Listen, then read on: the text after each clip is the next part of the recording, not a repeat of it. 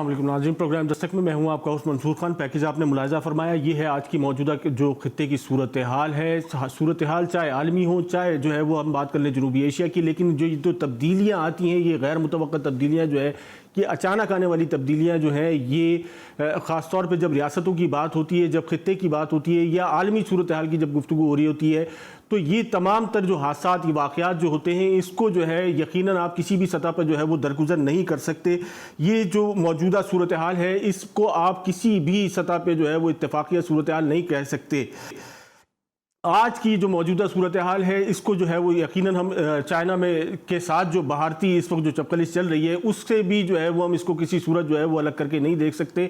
बल्कि हम इसको नहीं देख सकते इस वक्त मशरिक़ वस्ता की जो सूरत हाल है, गुज़िश्ता 70 साल से 70-75 साल की जो सूरत हाल है, अगर उसका मवाजना किया जाए तो जो आज के आलमी हालात है, उसको हम किसी भी सतह पर जो है वो एक दूसरे से अलग करके नहीं देख सकते। बिल्कुल सूस मुस्लिम उम्मा की अगर बात कर ली जाए, फ़लस्तीन की बात कर ली जाए, तो फ़लस्तीन की जो सूरत हाल है वो कुछ ज़्यादा मुख्तलिफ नहीं है। वहाँ पर भी एडवांसमेंट का सिलसिला जो है वो मुसलसल जारी है, और आलमी दुनिया का जो एक रद्द अमल उस पर होना चाहिए था, वो ताहाल हमारे सामने नहीं आ सका। और यही सब कुछ हमने देखा गुज़िश्ता कुछ अरसे में भारत की जानिब से, चूँकि 70-72 सालों से भारत के अंदर या बिलखुसूस कश्मीर में जो सूरत हाल थी वो अपनी जगह मौजूद थी, वो एक मामला अपनी जगह स्टकअप था। लेकिन ये जो एडवांसमेंट का सिलसिला है, ये जो मुसलसल जारियत है, ये जो सारी गैर मुतवक्का तब्दीलियाँ हैं, ये यकीनन जो है इत्तेफाकिया नहीं है, ये कशीदा सूरत हाल, इसके पीछे बहुत सारे अवामिल हैं। और जब इस किस्म की तब्दीलियाँ माशरे में रौनुमा होना शुरू होती हैं, तो यकीनन उसके जो है वो बहुत सारे ऑब्जेक्टिव्स मौजूद होते हैं। यही आज के हमारे प्रोग्राम का मौजू है कि अचानक जो है वो जहाँ चाइना के साथ भारतीय चपकलिश के बाद जो जिस किस्म की सुबकी हुई जो जिल्लत या रुसवाई का सामना जो है वो भारत को करना पड़ा, उसके बाद अचानक ड्रोन का पाकिस्तान में आ जाना, यकीनन जो पाकिस्तान के रियासती इदारे हैं उनका जो है वो प्रॉम्प्ट रिएक्शन, इससे पहले भी हमने देखा, आज भी हमने देखा कि ये तमाम सूरत हाल अपनी जगह मौजूद है। लेकिन कश्मीर की सूरत हाल जो है गुज़िश्ता 9 माह से ज़्यादा का अरसा गुजर चुका है, ताहाल किसी किस्म की कोई पेशरफ जो है वो उसमें नहीं आ सकी है। कोविड-19 के बाद समझा जा रहा था कि दुनिया जो है मुकम्मल तौर पर अपने मामलात को बेहतर बनाने में या इस वबा से निकलने में लगी हुई है, लेकिन इसके साथ साथ हम देखते हैं कि दुनिया में बड़ी तेज़ी से जो बरस से चले आने वाले जो इशूज़ थे उन पर अपनी जगह काम जारी है। भारतीय रवैया भी जो है वो इससे कुछ ज़्यादा मुख्तलिफ नहीं है। सूरत हाल कश्मीर में आज भी जो है वो उसी हद तक जो है वो पेचीदा है, बल्कि इस 9 माह के अरसे में इससे ज़्यादा बड़ा लॉकडाउन जो है वो दुनिया में नहीं देखा गया, ना तारीख में इसकी कोई मिसाल मिलती है। इसी पे बात करने के लिए हमारे साथ मौजूद हैं सदर आज़ाद कश्मीर सरदार मसान साहब, और उनके साथ साथ हमारे साथ मौजूद होंगे मुनीर अकरम, मुस्तकिल मंदूब हैं अक़वाम मुत्तहिदा में, और उनके साथ हमारे साथ मौजूद है शहजाद चौधरी साहब, रिटायर्ड एयर वाइस मार्शल, दिफाई तजिया निगार हैं, जबकि हम ज्वाइन करेंगे लेफ्टिनेंट जनरल गुलाम मुस्तफ़ा साहब। सबसे पहले सरदार मसूद अहमद खान साहब, मैं आपसे ये जानना चाहूँगा कि आज की जो मौजूदा सूरत हाल है, यकीनन ये इत्तेफाकी तब्दीलियाँ नहीं है, ये सब कुछ जो है सोचे समझे मंसूबे के तहत होता है। बल्कि रियासतों की जब बात कर ली जाती है तो साल साल के मंसूबे जो है वो अपनी जगह मौजूद होते हैं। कैसे देखते हैं कि कश्मीर का अब जो मसला है इसका हल क्या है, क्योंकि आलमी तवज्जो किसी भी सूरत जो है वो हम कश्मीर पे नहीं दिला सके?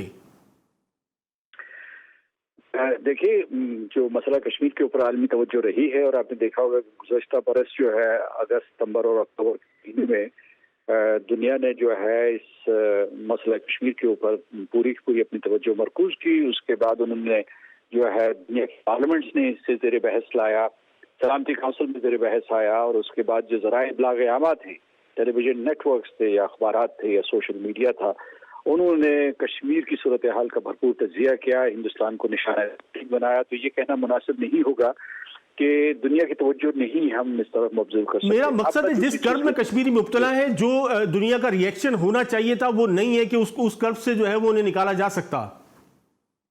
असल में दुनिया का रद्द आया, लेकिन असल जो ताकतवर हुकूमतें हैं या रियासतें हैं वो खामोश रही हैं।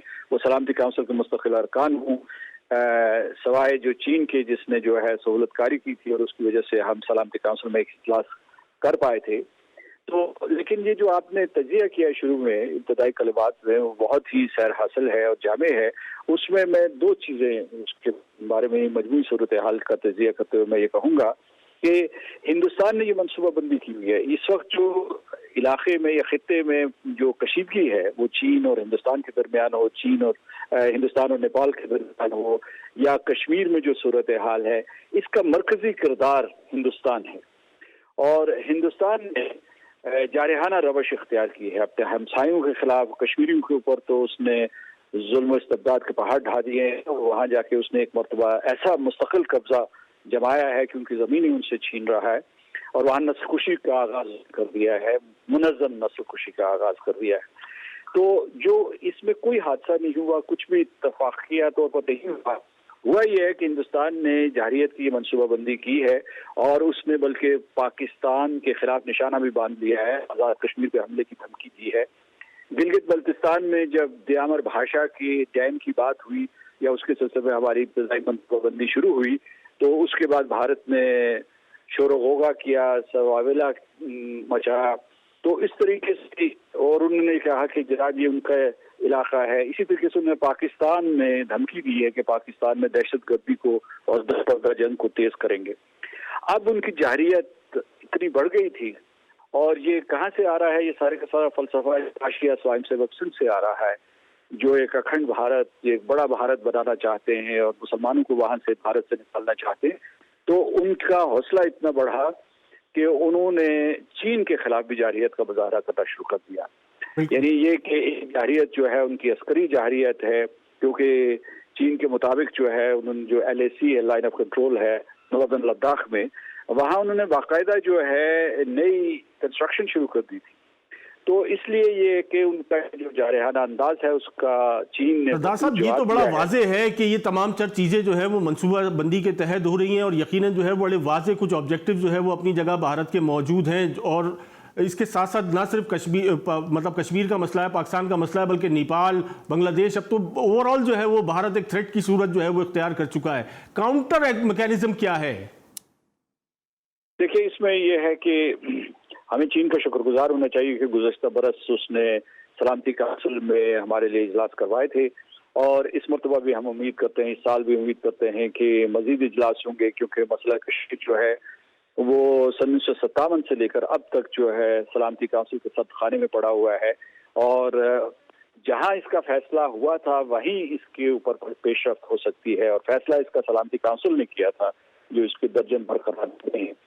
تو ایک ہماری حکمت عملی میں یہ ہونا چاہیے کہ چین نے جو ہمارے لیے سفارتی دروازے کھولے ہیں ان کا ہم بھرپور فائدہ اٹھائیں. دوسرا یہ ہے کہ جو یہ ہندوستان اور چین کے درمیان کشیدگی بڑھی ہے، تو اس کے کئی نشانے. ایک یہ کہ جو بیلٹ اینڈ روڈ انیشیٹو جو ہے، جو چین کا میگا پروجیکٹ ہے جس کا حصہ ہے اقتصادی راہداری، چین پاکستان اقتصادی راہداری، ہندوستان اس کو منہدم کرنا چاہتا ہے، اس کو تباہ و برباد کرنا چاہتا ہے. تو اس لیے جو ہے وہ یعنی اپنے امریکہ کے ساتھ جو اس کی ایک قسم کی الائنس ہے اس کا فائدہ اٹھاتے ہوئے چین کی مخالفت اور مزاحمت کو بڑھانا چاہتا تھا، چین کے خلاف مزاحمت کو بڑھانا چاہتا تھا. تو چین نے ایک اعتبار سے جو یہ بھرپور عسکری جواب دیا ہے، اور ان کے صدر شی جن پنگ نے افواج چین کو تیار رہنے کا حکم دیا ہے، تو اس طریقے سے ہندوستان کے قدم رکے ہیں. وہاں سے جو تبصرے آ رہے ہیں، جو ان کی کانفرنسز ہوئی ہیں، وہ یہ کہہ رہے ہیں کہ کسی طریقے سے معاملہ ٹل جائے، جان بچ جائے اور عزت بھی بچ جائے.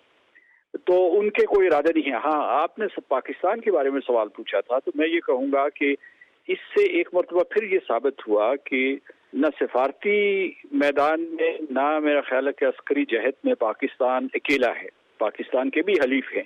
تو اس لیے ہندوستان جو اتنا زیادہ اس کے حوصلے بڑھ گئے تھے، اس میں کوئی تھوڑی بہت کمی آئے گی. جس طریقے سے وہ پاکستان کے خلاف جو ہے ہرزہ سرائی کرتا رہتا ہے، چین کے خلاف تو نہیں کی اس نے.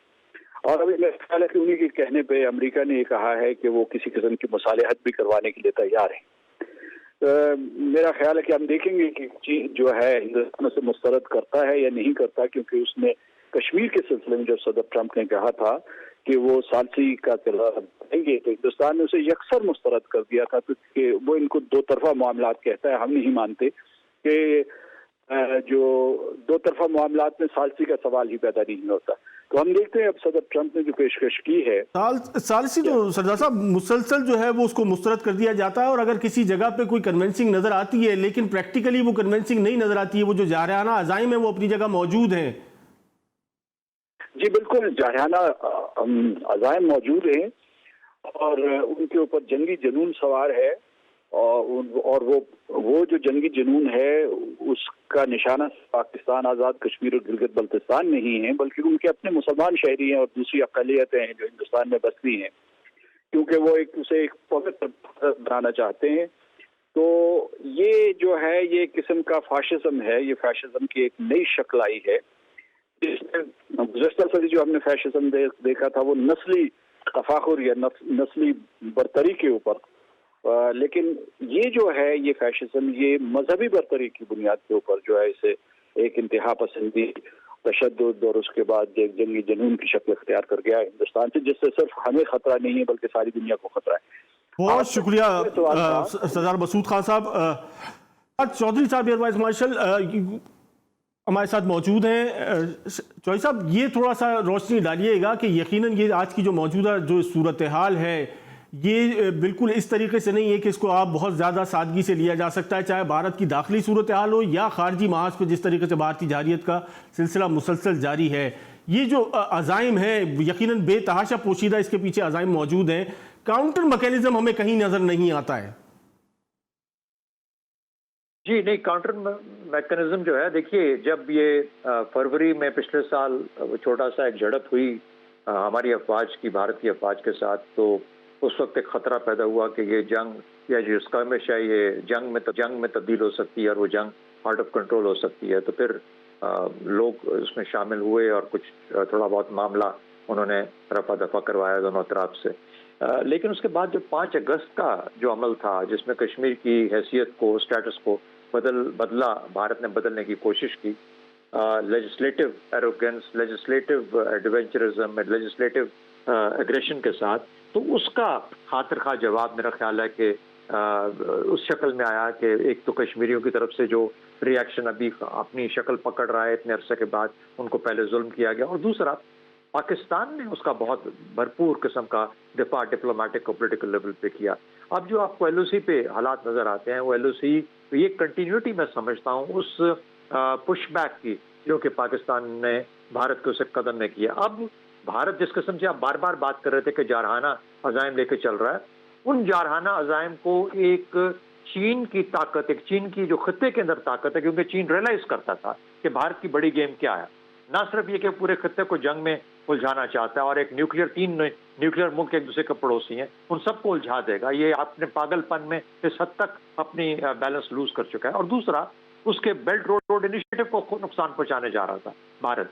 तो मेरा ख्याल है कि इन तमाम चीज़ों को मद्देनजर रखते हुए, और फिर चीन के साथ भी कुछ वो चालाकी कर रहा था कि वहाँ पे लद्दाख में डिफेंसेस अपने बेहतर करने की कोशिश और आहिस्ता आहिस्ता आगे बढ़ने का अमल। तो मेरा ख्याल है उन तमाम चीज़ों का जवाब चीन ने अपने रिस्पॉन्स से दिया है और भारत को समझा दिया है। यकीनन चीन ने अपने रिस्पॉन्स में जो है एक बेहतर जवाब दिया है, लेकिन पाकिस्तान एक एटमी कुव्वत होने के बावजूद उस तरीके से इसको काउंटर नहीं कर सकी, चाहे सफारती मामला हो या बुनियादी तौर पे जो कश्मीरी जिस कर्म में मुब्तला हैं उससे निजात दिलाने के लिए कोई एफर्ट जो है ताहाल कामयाब नहीं हो सकी। नहीं, इसमें इसको ऐसे नहीं समझता। मैं समझता हूँ कि देखिए आज भारत, अगर चीन भारत के सामने खड़ा है तो फिर भारत चीन के साथ क्यों जंग में नहीं उलझना चाहता? क्या वजह है कि भारत जंग नहीं चाहता चीन के साथ? और उसी तरह की वही वजूहात, एक छोटी रिलेटिवली स्मॉलर पावर, चाइना बहुत बड़े मुल्क है, बहुत बड़ी इकोनॉमिक पावर है, पाकिस्तान इस वक्त कोविड के अंदर है, पाकिस्तान के इकोनॉमिक मसाइल हैं, पाकिस्तान को अपना डिफेंस ऑफिसर करना है, पाकिस्तान ने अपना 1 इंच नहीं खोना, ये पाकिस्तान का इस वक्त मुद्दा है। पाकिस्तान अपना 1 इंच नहीं खोएगा अपनी मिलिट्री ताकत को, न्यूक्लियर ताकत को, सबको इस्तेमाल करते हुए। लेकिन पाकिस्तान उस तरीके से जंग में भी नहीं उलझेगा जिस तरीके से भारत आज नहीं उलझना चाहता चीन के साथ। ये रिलेटिव जो इकोनॉमिक स्ट्रेंथ्स होती हैं उसकी बुनियाद पे फैसले होते हैं। आप अपने आप को जगह नहीं धकेलते जहां पर कि आपके लिए रिकवरी मुश्किल हो जाए। चीन तो शायद, कश्मीर तो शायद आज़ाद हो जाए, लेकिन खुदा न खास्ता पाकिस्तान को अगर اس قسم کا نقصان پہنچا کہ پاکستان اپنی حیثیت کو بیٹھے خدا نخواستہ، تو پھر کیسے اس طرح کے کشمیر کا فائدہ کیا ہوگا؟ تو پاکستان کو ہر چیز بیلنس میں لے کے چلنی ہوتی ہے، تو یہ کہنا یہ مناسب نہیں ہے۔ آج بھارت کے لیے ایک بہت بڑا مخمصہ بن گیا ہے، پاکستانی افواج بارڈر پہ تیار بیٹھی ہے، اور اس طرح کی تیار بیٹھی ہے کہ آپ تھوڑا سا اس طرف آئے تو ہم آپ کے اوپر 10 گنا زیادہ اس کا جواب دے دیں گے۔ ادھر سے چین ان کے یہاں 5 کلومیٹر اندر بیٹھا ہے۔ اب ٹو فرنٹ وار آج بھارت نے اپنے سر پہ خود مسلط کر لی، آج اپنی جنگ اس نے کھڑی کر لی، اس لیے وہ بھاگتا پھر رہا ہے، اس لیے جان چھڑانا پھرتا ہے۔ تو میرا نہیں خیال کہ پاکستان کی اسٹریٹجی غلط ہے، پاکستان کی اسٹریٹجی بالکل ٹھیک ہے۔ ہم کشمیریوں کے ساتھ بھی کھڑے ہیں، ہم پاکستان کی حفاظت اور اس کی سالمیت کے بھی اس کے ساتھ کھڑے ہیں، اور ہم انٹرنیشنل اور خطے کے امن کے ساتھ بھی کھڑے ہیں۔ تو صاحب مختصر سا بریک لیں گے، بریک کے بعد جو ہے وہ جنرل صاحب سے جاننے کی کوشش کریں گے کہ جو یقیناً یہ جو ایگریسونیس ہمیں دکھتی ہے، اس کے پیچھے جو عزائم ہیں، یہ جو ہے مطلب بغیر کسی کیلکولیشن کے ریاستیں اس طرح ریئیکٹ نہیں کرتی ہیں۔ اس طریقے کا ایگریسو بیہیویئر جو ہے وہ ریاستوں کو جو ہے وہ زیب اس طریقے سے نہیں دیتا ہے، یقیناً آبجیکٹو ہوتے ہیں۔ اس پہ مزید بات کریں گے، ایک مختصر سے بریک لیتے ہیں، بریک کے بعد دوبارہ حاصل ہوتے ہیں۔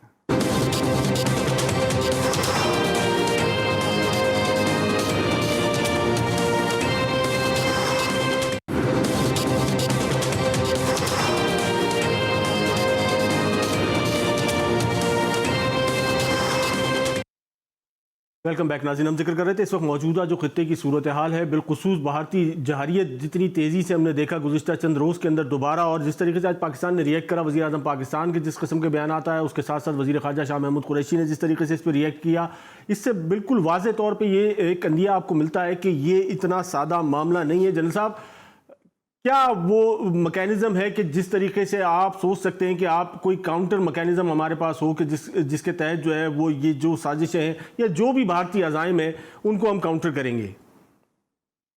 دیکھیے، بھارتی عزائم اگر ہم سمجھتے ہیں تو پھر آپ کو کاؤنٹر بھی آسانی سے سمجھ آ جائیں گے۔ بھارت کے عزائم صرف پاکستان کے خلاف نہیں ہیں۔ بھارت اپنے آپ کو اس خطے کی پاور تو سمجھ بیٹھا تھا، اس کا خیال یہ تھا کہ نیکسٹ اسٹیج پہ وہ اس ریجن تو کیا پوری دنیا میں ایک طاقت کے طور پر ابھریں گے اور امریکہ کے ساتھ مل کر بحر ہند کو اور اس خطے کو کنٹرول کریں گے۔ جس میں جب انڈیا پیسفک کمانڈ بنائی گئی، جس میں انڈیا کو شامل کیا گیا امریکہ کی طرف سے، تو بھارت بہت خوش ہوا تھا اس پہ۔ اور پھر بھارت کو اگر آپ دیکھیے 1947 سے لے کر بھارت لگاتار جارحیت پر ہے اور توسیع پسندی پر ہے۔ جو اس وقت بھارت تھا اور آج اگر نقشہ دیکھیے تو بھارت بہت زیادہ پھیل چکا ہے۔ یہ ان نیچرل بھارت ہے۔ یہ اب اس ان نیچرل بھارت کو پھٹنے کا وقت قریب آ رہا ہے، تو وہ اپنے آپ سے بہت باہر نکل کے بات چیت کر رہا ہے۔ اب بھارت اس وقت اگر آپ دیکھیے تو ایک طرف تو پاکستان کے ساتھ الجھا ہوا ہے لائن آف کنٹرول کے اوپر۔ کشمیریوں نے ان کے تقریباً 9 لاکھ فوج کو کشمیر جیسی چھوٹی ویلی میں قید کر کے رکھا ہوا ہے۔ اور اگر آپ دیکھیے لداخ اور نارتھ کی طرف دیکھیے تو چین آ کے بیٹھا ہوا ہے۔ نیپال جیسے ملک نے ڈنڈا اٹھا لیا ہے اور وہ بھارت کی بات سننے کو تیار نہیں ہے۔ اس سے تھوڑا سا اور نیچے جائیے تو سکم کی سرحد پر بھی چین نے بھارت کو ایک دفعہ پھر خبردار کیا ہے، یہ جو آپ کی چکن نیک ہے اس کو کسی وقت بھی کاٹا جا سکتا ہے، اور بھارت کے ساؤتھ ویسٹ میں وہ جو 7 اسٹیٹس ہیں جہاں پہ آگ لگی ہوئی ہے، وہاں کسی وقت بھی ہوا دے کر اس کو اور بھڑکایا جا سکتا ہے۔ تو اب بھارت ایکچولی اس وقت مرغے کی حالت میں ہے اور بھارت کو بچنے کی کوئی صورت نظر نہیں آتی۔ اگر آپ ایک اور چیز میں یہاں پہ آپ کو پوائنٹ آؤٹ کرنا چاہوں گا، ہم عام طور پر اس کو بھول جاتے ہیں۔ واخان کوریڈور کسی چیز کا نام ہے۔ اگر آپ یہ دیکھیے تو لداخ سے تھوڑا سا اوپر جغرافیے پہ تو پاکستان اور جہاں چین کی سرحدیں ملتی ہیں، اس کے ساتھ ہی ایک لداخ ہے، اس کی اپنا واخان کوریڈور ہے، جو وہ جگہ جو ہے جہاں سے کسی سٹیج پر تاتاریوں نے کشمیر پر آ کر حملہ بھی کیا تھا اور کشمیر کا قابض بھی رہے تھے۔ تو بھارت کو یہ ڈر بھی ہے، وہاں سے بھی مسئلہ بنا ہوا ہے۔ تو بھارت کے خلاف اس وقت اسٹیج سیٹ ہے۔ اب بھارت ایک طرف تو فوجی طور پر اگر آپ دیکھیے چین کے ساتھ تو کوئی کمپیریزن ہے نہیں ہے اس کا۔ پاکستان بھارت کا جواب دینے کے لیے پوری اہلیت رکھتا ہے، اور بھارت نے چونکہ کافی عرصے سے تقریباً 90% اپنی افواج اور ایئر فورس پاکستان خلاف ڈپلائی کی ہوئی ہے، پاکستان خلاف ٹرین کی ہوئی ہے اور پاکستان خلاف اکوپ کی ہوئی ہے، اس کے لیے کشمیر کی چین کی طرف جانا ویسے مشکل بنا ہوا ہے۔ اگر آپ نیپال کی طرف دیکھیے، کیونکہ گریٹر گورکھا لینڈ کی جب بات کریں گے، اس سے کم بھوٹان اور یہ جو اتر جھارکھنڈ ہے، یہ سب کچھ بھی اس کا حصہ بنتا ہے اور یہ بھی بات نکلے گی آگے چل کے۔ तो जहां तक जनरल साहब ये सारे थ्रेड्स अपनी जगह मौजूद है, लेकिन उसके बावजूद जो एडवांसमेंट का सिलसिला है वो अपनी जगह जारी है। वो जारी इसलिए है कि अब भारत के पास ऑप्शन कोई नहीं है। भारत या तो टूट सकता है, टुकड़ेगा तो टूटेगा। अब इस भारत क्या करेगा इसको? जब आप इतनी बड़ी बड़ी गलतियां कर लेते हैं तो फिर उसके बाद कई दफा आप ऐसे कोने में फंस जाते हैं जहां से आपके पास निकलने की ऑप्शन बहुत कम रह जाती हैं। मैं ये समझता हूं कि भारत ने अपने आप को उस जगह पे आके फंसा लिया है जहां से अब उसके लिए निकलना तकरीबन नामुमकिन है।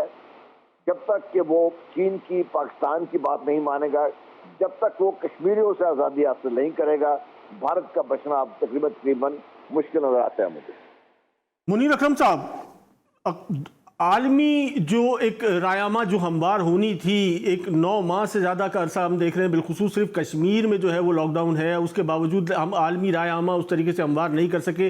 अक़वाम मुत्तहिदा का जो किरदार बुनियादी तौर पे होना चाहिए था वो हमें इस सारे मामले में कहीं नहीं दिखता है। जी, आप तो मेरे ख्याल में आप बहुत एक नैरो फोकस रख रहे हैं हमारी डिप्लोमेसी पर और पाकिस्तान की पोजीशन पर। जैसे आपके दूसरे पार्टिसिपेंट्स ने एक्सप्लेन किया है, आप अगर स्ट्रेटेजिक सिचुएशन देखें तो हिंदुस्तान की पोजीशन अभी बहुत नाजुक हो गई है। माह पहले से आप अगर देखें, कश्मीर में लॉकडाउन तो हुआ है, पर एक 9 लाख फौज भी उसकी लॉकडाउन हुई है वहाँ। एक तरफ चीन के साथ उसके मसले खड़े हुए हैं, वो भी कश्मीर का एक मसला है। लद्दाख कश्मीर का एक पोजीशन है, वहाँ चीन की भी पोजीशन है। दूसरी तरफ जो हमारे खिलाफ जो टेररिज्म अफगानिस्तान से कर रहा था, अब उसका भी रुकने का इम्कान है, क्योंकि वहाँ भी तब्दीली आ रही है और वहाँ जो इनकी जो सपोर्ट थी अमेरिका के साथ वो भी कुछ कम हो गई। आपने देखा ट्रंप साहब ने जो मीडिएशन का प्रपोजल दिया है और उसने कश्मीर का भी मीडिएशन का प्रपोजल दिया है। तो ये जो मसले हैं, ये 40 साल से कश्मीर इतना central focus, international focus Kashmir पे नहीं आया। ये सही है कि हिंदुस्तान के कुछ जो दोस्त हैं वो सलामती काउंसिल में फैसले नहीं करने देते हैं इस वक्त, पर दुनिया का रुख बदल गया है। जो स्ट्रेटेजिक बैलेंस है वो बदल गया है हिंदुस्तान के खिलाफ। चीन है, नेपाल है, अफगानिस्तान है और पाकिस्तान तो है, और हमने उसका सामना किया है। कश्मीर में 9 लाख उसकी फौज वहाँ लॉकडाउन है, तो वो डेस्परेट एक सिचुएशन में है। वो उन्होंने अपने आप के लिए मुश्किलात पेश की हैं। ये जो मसले हैं, कश्मीर का मसला है, फलस्तीन का मसला है, ये एक दिन में नहीं इसके ऊपर फैसला होगा। ये चेंज होगा जब पावर शिफ्ट होगा, और पावर शिफ्ट होने लगा है। हिंदुस्तान की जो बैलेंस ऑफ फोर्सेस हैं वो उसके खिलाफ जा रही हैं उनकी गलतियों की वजह से।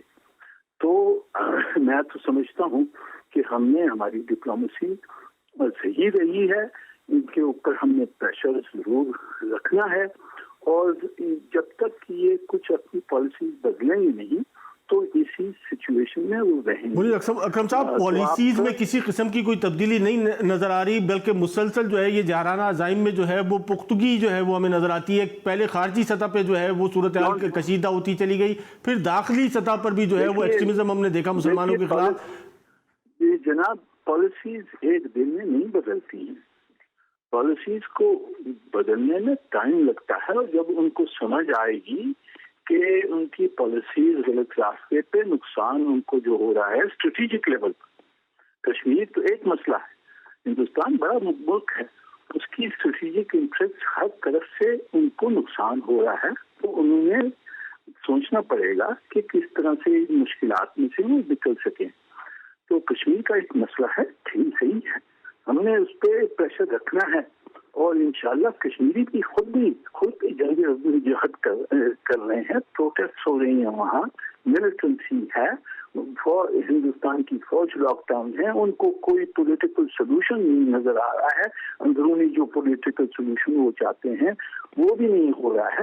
تو آپ اکرم صاحب اس مسئلے کو جہاں 80 لاکھ جو ہے وہ انسان قید ہیں، وہاں اس کو اتنے آسانی سے اتنے سہل انداز میں لیا جائے کہ کشمیر کا ایک مسئلہ ہے، ٹھیک ہے جناب، کشمیری تو 70 سال سے قید میں ہے. یہ قید مختلف قسم کی قید ضرور وہ انٹینسیفیکیشن ہے، پر 90,000 کشمیری نے اپنی جان دی ہے اس کے لیے 20 سال میں. تو اب قید میں تو ہیں وہ، پر وہ اس کی جدوجہد کر رہے ہیں، اس کی ریزسٹنس کر رہے ہیں، اور ان کی پوری ہم پولیٹیکل سپورٹ کر رہے ہیں.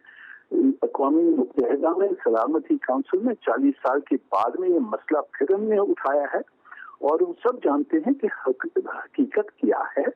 لوگ جانتے ہیں، لوگ اپنی پالیسیز بدلنے میں ٹائم لگتا ہے. تو آپ اس کو آپ ایک اسٹریٹجک نظر سے دیکھیں تو آپ کو مختلف پکچر نظر آئے گی. ایئر مارشل صاحب، جو موجودہ صورتحال ہے کشمیر کی گزشتہ 9 ماہ سے ہے، یقیناً جو ہے وہ گزشتہ 70 سال سے جو صورتحال ہے، اس کے بعد آج جو ریزسٹنس موومنٹ ہے، اس کے مختلف ریپرکیشنز مستقبل میں ہو سکتے ہیں اور خطے کی صورتحال مزید خراب ہو سکتی ہے. جی ہاں، اچھا، اس کا دیکھیے بات یہ ہے کہ جس طریقے سے منیر صاحب کہہ رہے تھے نا آپ سے، آج آپ بھارت کا مخمصہ دیکھیے. ہم اصل میں صرف ایک مسئلے کو، جیسے کشمیر کا مسئلہ ہمارے لیے بہت بڑا، اس میں کوئی شک کی بات نہیں ہے، اور اسی پہ پاکستان 4 جنگیں بھی کر چکا کشمیر کے نام پہ. ہم نے کشمیر کے لیے جنگ، ہم آج بھی ان کے ساتھ کھڑے ہیں، آئندہ بھی جب موقع آئے گا. آج کشمیری اگر اپنی جدوجہد آزادی لے کے چل رہے ہیں تو اس میں پاکستان کا بہت بڑا ہاتھ ہے کہ پاکستان نے ان کی آواز کے ساتھ آواز ملائی ہے اور ان کی آواز کو زندہ رکھا ہے، اور آج ان کی آواز دنیا بھر میں سنی جا رہی ہے. تو پاکستان، ایک تو یہ ایسپیکٹ ہے کشمیر کی حد تک. دوسرا ایسپیکٹ ہے کہ ایک اسٹریٹجی جو ہوتی ہے کنٹینیوم ہوتا ہے، ایک پورے اسپیکٹرم پہ ایک لمبی گیم ہے، لمبی شطرنج کی چال ہے. ان شطرنج کی چالوں میں بھارت 3-4 بڑی غلطیاں کر گیا پچھلے کچھ عرصے میں. ایک تو یہ کہ ایک ایسا مسئلہ جو کہ بائیلیٹرل مسئلہ تھا، اس نے اس کو یونیلیٹرلی ختم کر کے کشمیر کے مسئلے کو، اس نے اب اس کو انٹرنیشنل پوزیشن پہ واپس پھینک دیا. یونائٹڈ نیشنز کی ریزولوشن پھر سے پہلے بھی تھی، خیر اب اور ابھر کے زیادہ بڑھ کے سامنے آ گئی، کیونکہ اب تو بائیلیٹرلزم ختم ہو گئی، معاملہ ختم کر دیا. اس لیے ہم وی ہیو فالن بیک، ہم اس جگہ چلے گئے کہ اچھا یو این او نے، دنیا نے یہ بولا ہے، اس لیے اب اس رستے کو اختیار کرو. ان کی آواز بھی کشمیریوں کی آ رہی ہے. ساتھ اس وقت کیا حالت دیکھیں کہ چین کے ساتھ فوجی تقابل کے اندر کھڑا. چین کسی وقت بھی حملہ کر سکتا ہے، اگر وہ جنگ میں جائے گا تو اس کی جو، جیسے کہتے ہیں نا، امبیلنس آف فورسز، اس قسم کا امبیلنس آف فورسز ہے، geopolitical forces, diplomatic forces as well as military forces, اس قسم کا ہے کہ وہ کہاں پہ وہ کشمیریوں کے خلاف جو 10 لاکھ فوج ہے اس کا معاملہ کرے، وہ جا کے لداخ میں کرے، یا نیپال کو دیکھے، یا پاکستان کے ایل او سی کے اوپر مسئلہ کرنا چاہتا ہے. تو میرا خیال ہے کہ 4 جگہوں پہ جب اس کی فوجیں بکھر چکی ہیں اور اس نے 4 محاذ ایک دم سے کھول لی ہیں، تو اس سے بڑا اسٹریٹجک فیلئر تو مجھے کسی طرح سے اور کہیں نظر آتا ہی نہیں ہے. تو میرا خیال ہے کہ ہمیں جب بھی ہم دیکھیں اس لمبی گیم کو، اس لمبی گیم کے اندر یہ موقع ہے. اب اگر مثال کا، جیسا میں نے آپ سے پہلے کہا کہ اگر وہ اس قسم کی کوئی حرکت پاکستان کی طرف بھی کرتا ہے تو پاکستان کے پاس پورا حق ہے کہ وہ اپنا اظہار کرے اور اپنا دفاع کرے، اور اپنے جو فوجی رستہ ہے اگر اس کو ضرورت پڑتی ہے تو اس کو اختیار کرے. اور ادھر سے چین کے ساتھ تو 2 فرنٹ سچویشن تو اس نے کریٹ کر لی. تیسرا فرنٹ نیپال کا کر دیا.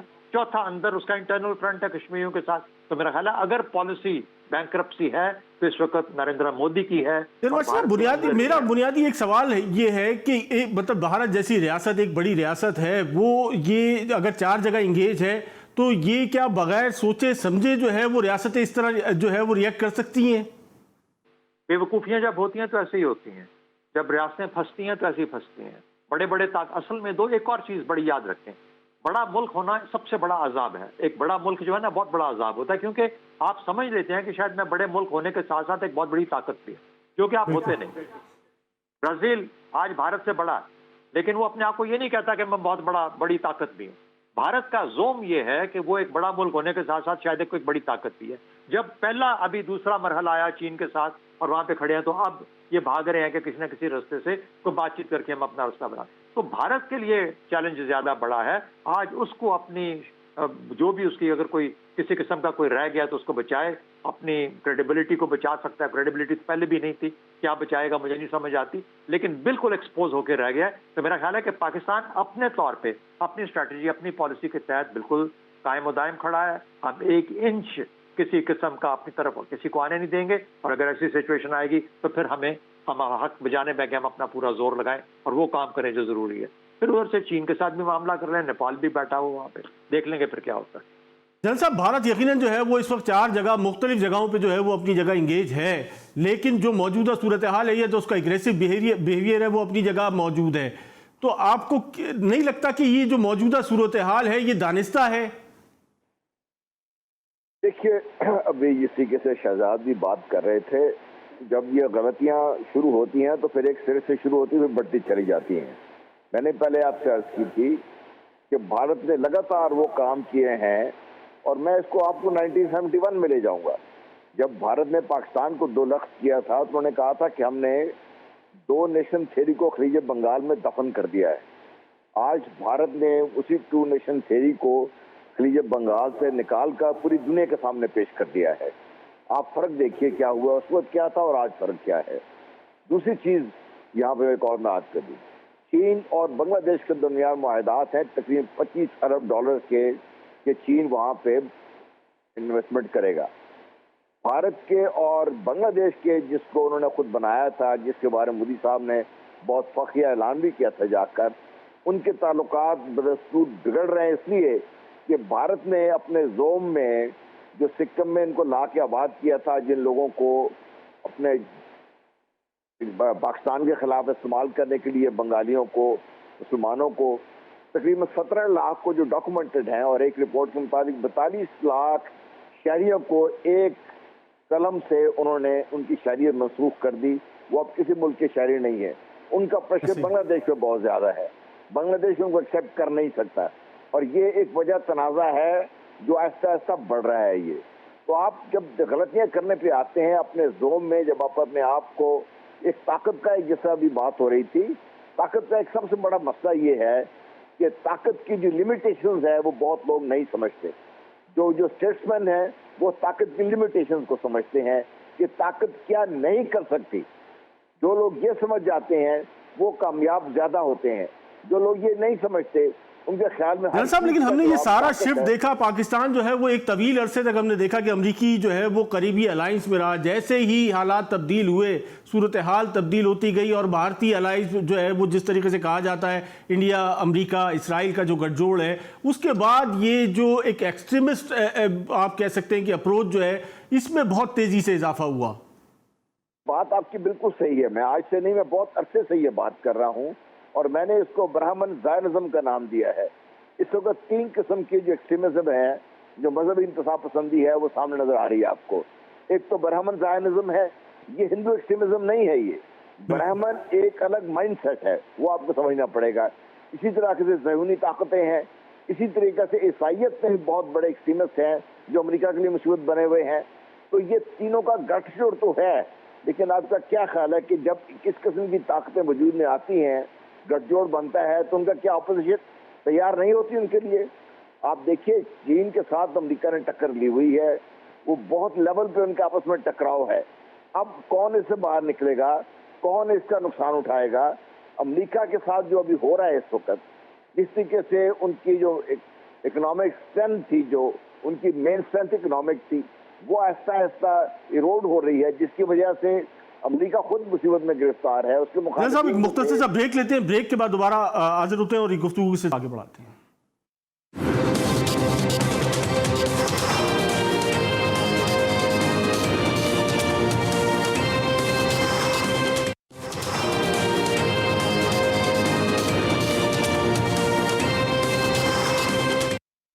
ویلکم بیک ناظرین. ہم ذکر کر رہے تھے آج کی موجودہ جو خطے کی صورتحال ہے اور بڑھتے ہوئے جو بھارتی جارحیت ہے، اور جس میں جو جارحانہ عزائم میں جس تیزی سے اضافہ ہوتا چلا جا رہا ہے. منیر اکرم صاحب، یہ حالات میں بہتری کیسے لائی جا سکتی ہے؟ کیا وہ تدابیریں ہوں گی کہ جس کو اختیار کرتے ہوئے ہم سمجھتے ہیں کہ خطے کے امن کو بھی جو ہے وہ بہتر بنایا جا سکے، اور اس کے ساتھ ساتھ اقوام متحدہ میں بالخصوص جو ہے جو پاورفل کنٹریز ہیں ان کو کنونسنگ کے لیے ہمارے پاس جو میکینزم ہے اس میں کیا بہتری لائی جا سکتی ہے؟ کہ دیکھیے جہاں تک کہ اقوام متحدہ میں تو جو ہماری کوشش ہے وہ پہلی کوشش تو یہ ہے کہ جو حقیقت ہے وہ ہر جو ممالک جو یہاں ممبر اسٹیٹس ہیں ان کو سب کو معلوم ہونا چاہیے کہ ڈیولپمنٹ کیا ہے، تو وہ ہم اپڈیٹ کرتے رہتے ہیں آن اے ڈیلی بیسس. ہماری جو انٹریکشنس ہوتی ہیں اس میں بھی، اور خط و کتابت کی وجہ سے، اور جتنی بھی یہاں جو اجلاس جتنے ہوتے ہیں وہاں ہم یہ مسئلے، کشمیر کا مسئلہ ہے جو مسلمانوں کے ساتھ جو ہندوستان میں جو ہو رہا ہے وہ مسئلے ہیں، یہ سب مسئلے ہم بہت ڈیٹیل میں شیئر کرتے ہیں، بتاتے ہیں. جو سیکیورٹی کاؤنسل ہے اس کو ہر دن میں ہم بتاتے ہیں کہ سیز فائر وائلیشنز کیا ہو رہا ہے، ہندوستان کیا کر رہا ہے، کس طرح سے اس نے سیز فائر وائلیشنز کی ہیں. جو United nations military observer group ہے اس کو پوری حقیقت ہر روز ڈیلی ان کو بتایا جاتا ہے وہاں ہماری اسلام آباد میں، راولپنڈی میں، اور وہاں وہ موجود ہیں اور ان کی آبزرویشنز جو سیکورٹی کاؤنسل کو پیش ہوتی ہیں. اس کے علاوہ پھر ہم دیکھتے ہیں کہ جب حالات ایسے ہوں گے تو ہم اس کو پھر مسئلے کو پھر لے آئیں گے سیکورٹی کاؤنسل میں. پر اس وقت آپ جانتے ہیں کہ کچھ ایسی طاقت ہیں جو ہندوستان کی جیب میں ہیں اور وہ ہتھیار ان کو بیچتے ہیں وغیرہ وغیرہ، تو ان کا ویٹو ہے سیکورٹی کاؤنسل میں.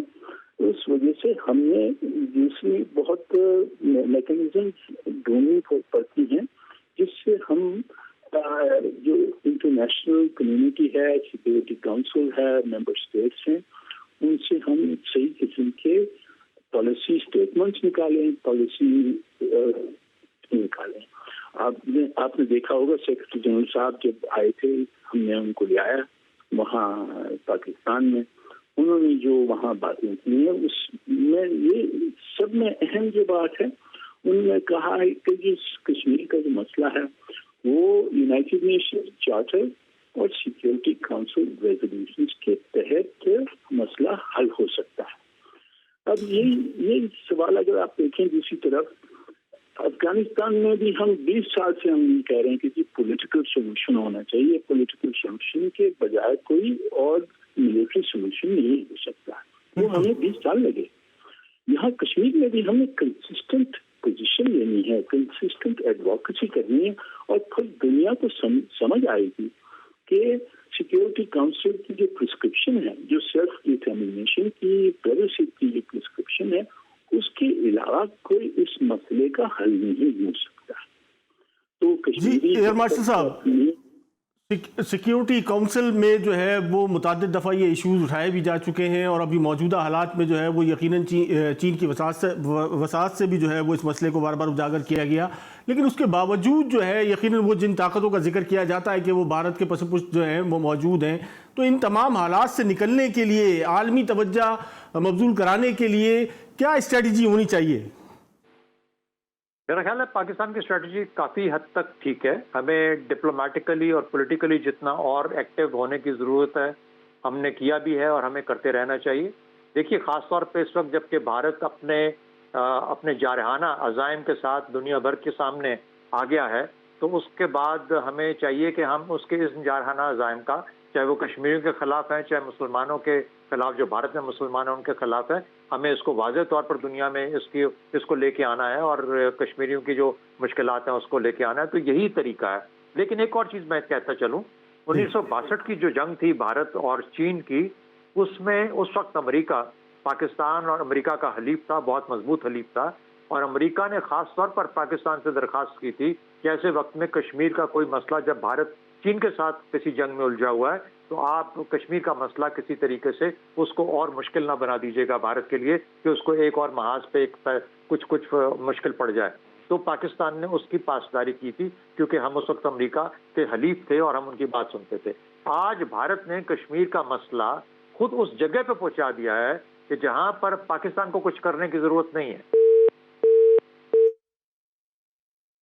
जनरल साहब बिल्कुल हमारे पास जो है वो लास्ट मिनट्स हैं, तो ये थोड़ा सा इस पर रोशनी डालिएगा कि इस तमाम तर मामलात को जो बिलखुसूस जनूबी एशिया के हवाले से है, लेकिन इसको मशरिक़ वुस्ता से हम कैसे इंटरलिंक नहीं कर सकते, क्योंकि सूरत हाल कुछ ज़्यादा मुख्तलिफ नहीं है।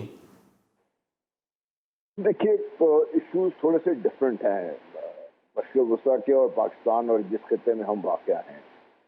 जहाँ पे हम वाक़या हैं यहाँ पे इस वक्त दुनिया की जो 800 की एटॉमिक पावर्स हैं वो सारी तकरीबन शाउटिंग डिस्टेंस पर मौजूद हैं, और ये बहुत बड़ा कंटेस्टिंग ग्राउंड है फॉर जो फ्यूचर पावर सेक्टर बैलेंस बनेगा इस दुनिया में, और जिसमें पाकिस्तान का एक बहुत बड़ा रोल है, कलीदी रोल है। भारत का भी है, पाकिस्तान का भी कलीदी रोल है।